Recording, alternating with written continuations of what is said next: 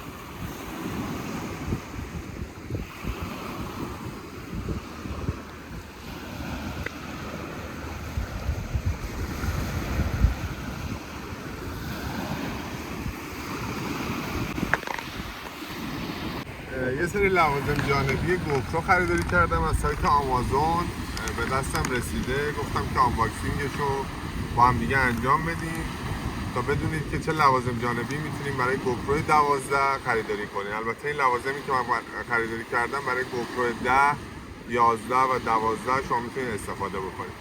بریم آنباکسینگ این بسته رو با هم دیگه ببینیم.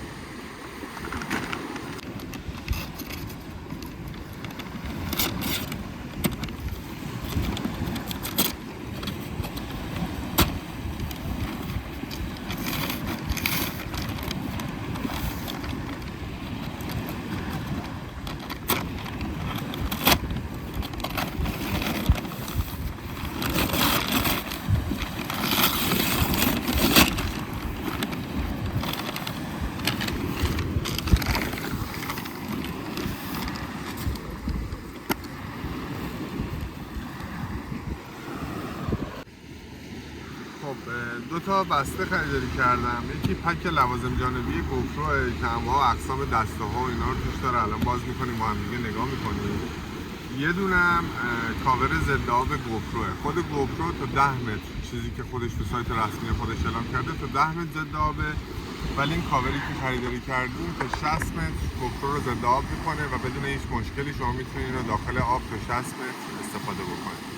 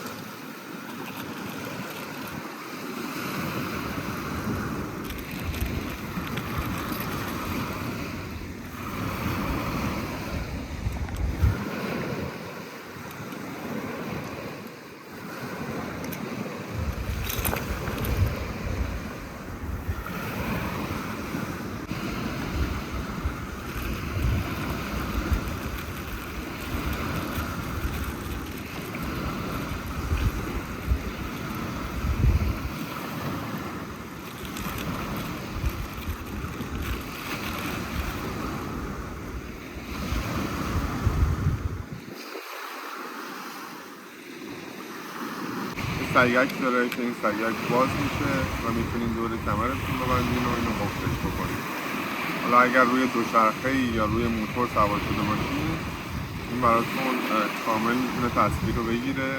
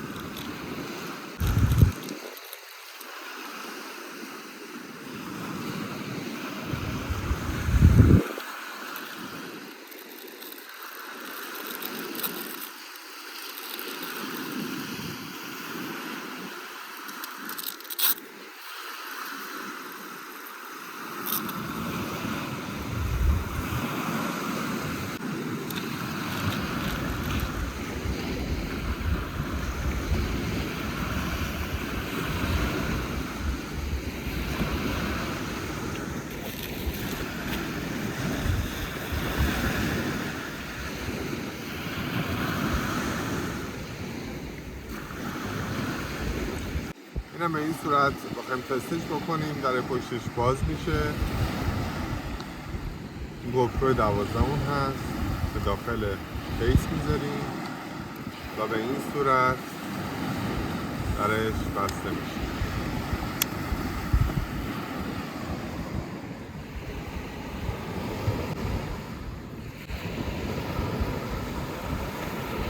خب امیدوارم که از این ویدیو لذت برده باشین. اگر سوالی بود زیر این ویدیو برام کامنت بکنین، حتما بهتون پاسخ میدم.